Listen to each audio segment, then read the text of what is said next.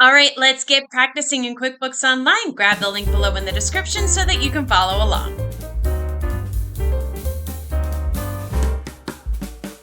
All right, here we are in the QBO Gym. And the QBO Gym is a place where we have numerous exercises that simulate real-life scenarios that you may encounter as a bookkeeper. Every single month, we come out with new exercises for you to practice your skills, and we break it down for you into 4 different sections. So today, we are going to be working in the October cardio section. At the top here is a little video that tells you what's going on in Craig's world that month. He is our fictitious business owner. Further down is an interactive quiz to test your knowledge related to the video up above.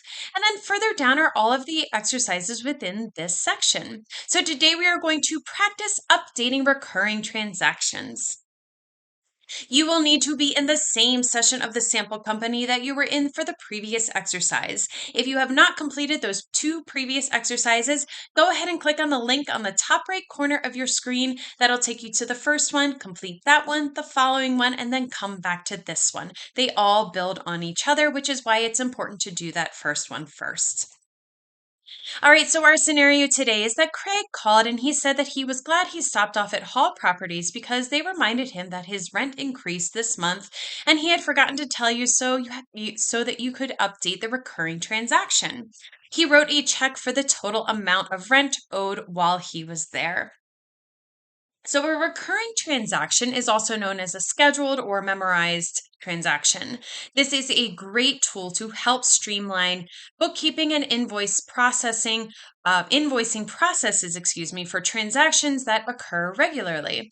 They are simple to update or modify when necessary. So, we're going to click on the gear icon to access the settings menu. There we go. And select recurring transactions. So here I am in the sample company. This is the last page that I left off of from the previous exercise. Up here on the top right corner is that gear icon. Click on that. And then we are going to go ahead under lists and select recurring transactions. On the far right of the monthly building lease account line, we're going to click on edit. You can see that one right here. It's Hall Properties. So we're going to click on the blue edit button to see this transaction. Here we are viewing the transaction template for this recurring bill. This is where you can modify the details of the transaction, such as the amount, date, account details, items, and recurrence schedule, change the template name, or update the customer or vendor information as needed. So lots of different things that you can make adjustments to here.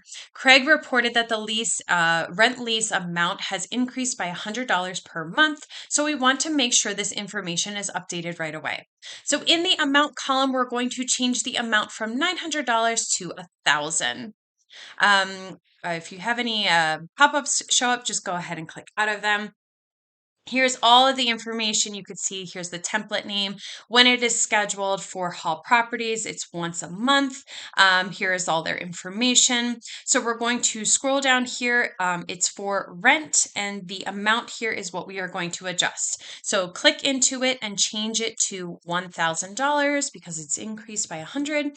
If you hit the tab key, you will see that the total amount has been updated right here. So now all we need to do is just go ahead and click Save Template to save this.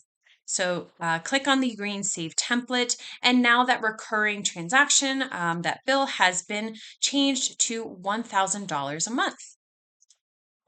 Now that we have updated the template, we can use it to record the lease payment that Craig made in the amount of $1,000 while he was there at Hall Properties.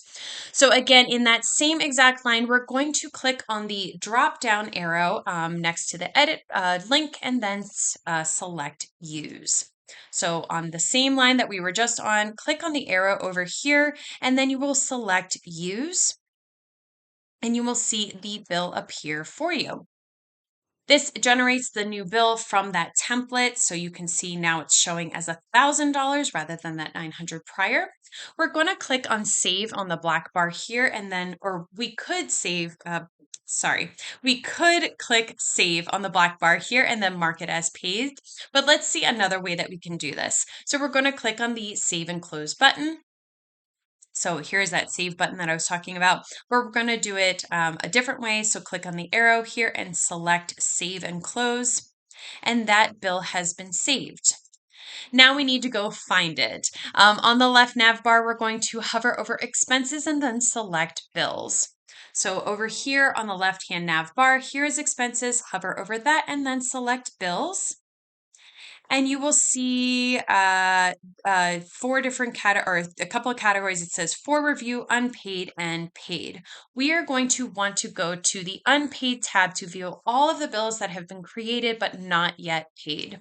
So let's do that. Click on unpaid, and you will see all of the bills right here. We want to find, Hall Properties, and then next to the arrow that says schedule payment, we're going to click on that arrow and then select mark as paid. So it's this last line right here, if you can see that. Here is that schedule payment. We're going to click on the arrow next to it and then mark it as paid. And you're going to see this bill payment appear for you. We just need to make a couple of adjustments. We're going to select checking in the bank credit account. So click on the arrow right next to it and click on checking. And then we're going to enter the check number because remember in the scenario that I read before that Craig had paid them with a check. So the check number was 2011, and that is what will go in the reference number. So 2011. If I hit the tab key, you will see that this bill payment has adjusted it to 2011, that check number. And now we simply need to save and close this. So click on the green save and close button right there. And that bill payment has been saved. If you look here in the unpaid list, you will not see Hall Properties anymore because if you clicked on paid, you will see that it is paid right there and showing as such. So there you go. That is how you would adjust a recurring transaction and then pay that bill. And if you have any questions or want to know more about the QBO gym, just go ahead and click on the link below in the description. We move through the cardio section with our last exercise where we practice invoicing with late fees. And I will see you in the next video.